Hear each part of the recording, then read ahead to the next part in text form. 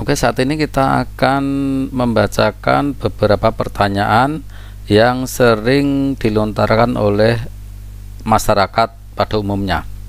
Oke, yang pertama adalah untuk sonasi, ya, batasan penetapan sonasi berdasarkan apa? Oke ya, untuk sonasi ditetapkan berdasarkan wilayah kecamatan, ya, dan untuk bisa mengetahui SK dari sonasi bisa dilihat di webnya PPDB. Oke, ya, di sini di webnya PPDB kita bisa mengunduh SK sonasi untuk wilayah SMA, ya. Jadi silakan untuk bisa mengunduh SK sonasi sehingga bisa mendapatkan wilayah atau sekolah yang ditujukan sesuai dengan sonasi kita. Oke, yaitu tentang sonasi. Pertanyaan berikutnya, berapa usia kakak yang dipersyaratkan sebagai bukti domisili? Ya, ini untuk kakak itu adalah diterbitkan dan atau telah tinggal paling singkat 1 tahun sebelum tanggal pendaftaran PPDB berdasarkan data administrasi kependudukan, ya. Jadi paling singkat adalah 1 tahun atau lebih boleh. Kartu keluarga kakak, tanggal pencetakan kakak tidak bisa dijadikan dasar lamanya bertempat tinggal berdomisili di suatu tempat atau suatu alamat. Oke ya, jadi bukan berdasarkan tanggal pencetakan kakak, ya, tetapi berdasarkan apa? Berdasarkan mutasinya. Untuk melihat lama waktu bertempat tinggal berdomisili, dilihat berdasarkan tanggal data entry atau tanggal perpindahan jika melakukan perpindahan penduduk. Oke ya. Jadi yang menjadi pedoman itu adalah ini entry data terakhir, bukan pencetakan. Atau adakah perubahan di dalam kakak itu? Ya, bukan tanggal pencetakan, itu beda. Jadi tanggal suatu perubahan data dengan tanggal pencetakan itu beda. Oke ya, itu yang harus dimengerti oleh kita semua. Dukcapil akan melakukan validasi lama tinggal menurut by name by address berbasis NIK untuk dilakukan verifikasi oleh Dinas Dukcapil, ya. Jadi masalah validasi kapan kakak itu mengalami suatu perubahan itu Dukcapil yang ngerti. Oke ya, itu tentang usia kakak. Nah, ini adalah tentang SKD atau SKTM yang dulu itu masih berlaku. Tetapi PPDB tahun ajaran 2022-2023 tidak lagi memperlakukan SKD atau SKTM, ya. Itu SKD hanya berlaku dalam kondisi khusus bencana alam atau bencana sosial, ya. Jadi surat keterangan domisili atau surat keterangan tanda miskin itu saat ini tidak berlaku. Oke ya, karena semuanya sudah ada penggantinya. SKD itu KK, ya. SKTM itu nanti ada kartu PIP. Itu adalah tentang SKD dan SKTM. Pertanyaan selanjutnya, apakah satuan pendidikan SMP atau MTS sederajat wajib melakukan input data awal? Nah, ini harus diperhatikan. Tidak. Satuan pendidikan hanya wajib menerbitkan surat keterangan nilai raport, ya. Jadi input awal itu tidak diwajibkan oleh SMP. Yang wajib adalah menerbitkan surat keterangan nilai rapor. Dan ini adalah rekap dari rapor semester 1 sampai semester 5 dalam satu halaman. Oke ya, ini adalah nilai rapor, ya, harus jelas tentang nilai rapor ini. Pertanyaan selanjutnya, kenapa dispensasi prioritas anak guru pada jalur perpindahan tugas orang tua hanya diberikan kepada calon pendaftar pada SMA negeri? Nah, ini karena sesuai Permendikbud 1 tahun 2021, jalur perpindahan tugas orang tua hanya tersedia pada SMA. Itu dasarnya, ya, tidak pada jenjang yang lain.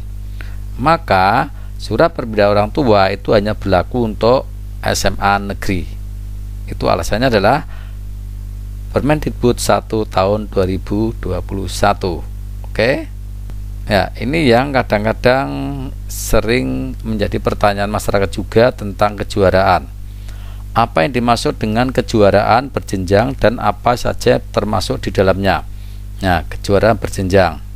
Perhatikan, kejuaraan berjenjang adalah kejuaraan yang diselenggarakan secara terjadwal dalam setiap tahunnya dengan seleksi dilaksanakan mulai dari tingkat satuan pendidikan.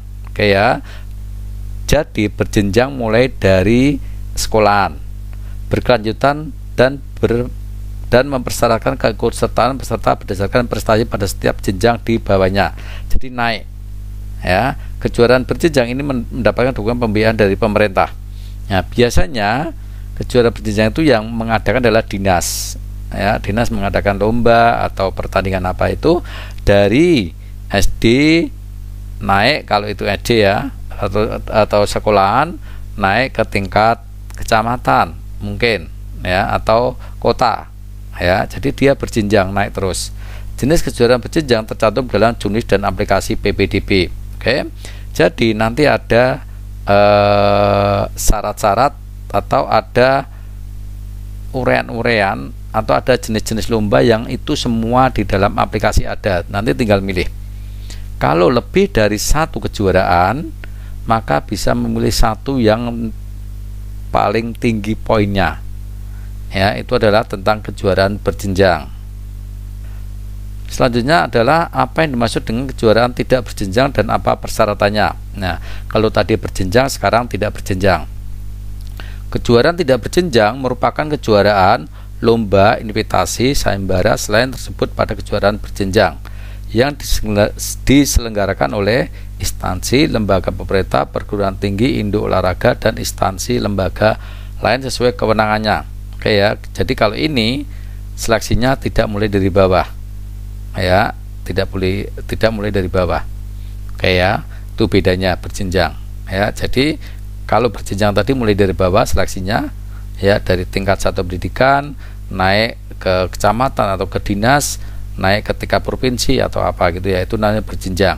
Kalau tidak berjenjang itu adalah sesaat itu aja ya, dan itu dilakukan oleh instansi, lembaga pemerintah, perguruan tinggi, induk olahraga, dan lain-lainnya. Oke ya, itu tentang tidak berjenjang.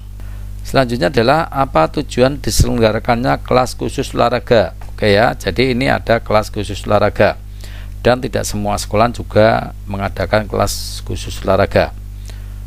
Yang pertama adalah sebagai upaya pembinaan potensi, bakat, talenta, dan minat calon peserta didik di bidang olahraga, sekaligus wujud layanan pendidikan yang berkesinambungan di dalam olahraga. KKO, ya, kelas khusus olahraga, merupakan wujud sinergi antar tingkatan pemerintah dalam menjembatani pengelolaan kewenangan pendidikan dasar dan pendidikan menengah. Ya, jadi KKO itu adalah wujud sinergi antar tingkatan pemerintahan dalam menjembatani pengelolaan kewenangan pendidikan dasar dan pendidikan menengah. Oke ya, itu adalah tentang khusus olahraga. Nah, ini masih ada hubungannya dengan perpindahan tadi. Apa yang dimaksud dengan anak guru pada jalur perpindahan tugas orang tua? Ya, guru yang dimaksud adalah guru ASN dan non ASN yang dibuktikan dengan surat keputusan penugasan dari pejabat yang berwenang. Ya, jadi karena ada perpindahan guru, baik itu ASN maupun non ASN. Jalur ini hanya berlaku apabila anak guru tersebut mendaftarkan pada satu pendidikan di tempat orang tuanya bertugas sebagai guru. Jadi ini hanya berlaku untuk anak guru di sekolah tersebut, tidak anak guru lain. Ya, itu. Jadi anak ini akan sekolah di tempatnya orang tua itu bekerja. Ya, itu maksudnya anak guru. Nah, ini yang penting.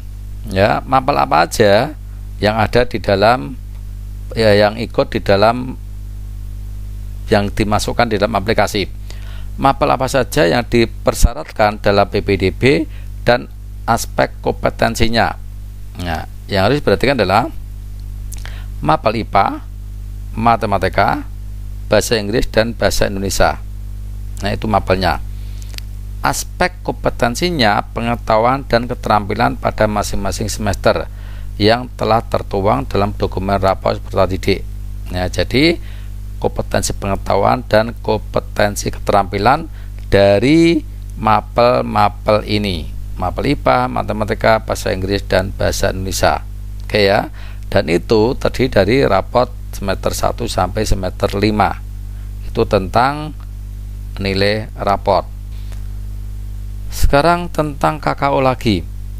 Di kabupaten kota saya tidak terdapat sekolah dengan KKO. Apakah saya bisa mendaftarkan di kabupaten kota lain?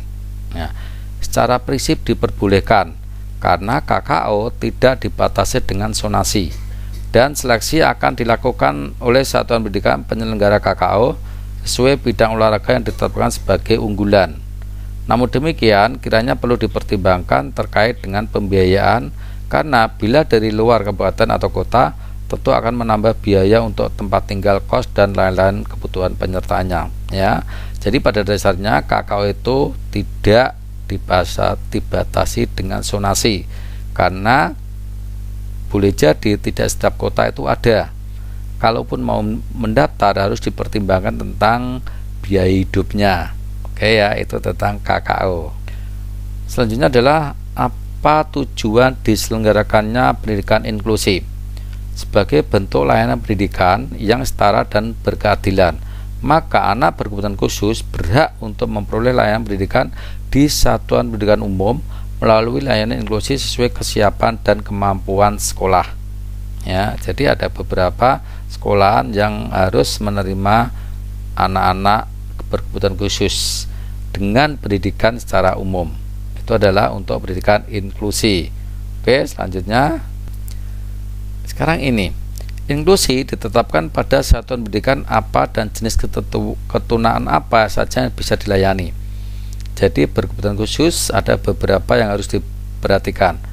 Inklusi dilayani pada satuan pendidikan SMA dan SMK. Oke.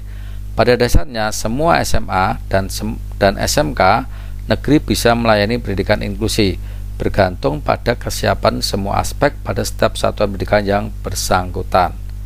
Ya, pada dasarnya semua bisa melayani tetapi harus diperhitungkan dengan aspek satuan pendidikan yang bersangkutan apakah sudah memadai atau belum. Yaitu tentang inklusi. Oke, demikian beberapa pertanyaan yang sering muncul di masyarakat tentang PPDB. Ya, terus pantau YouTube ini untuk mendapatkan informasi yang sangat berguna. Terima kasih dan jangan lupa like, komen dan subscribe. Matur nuwun.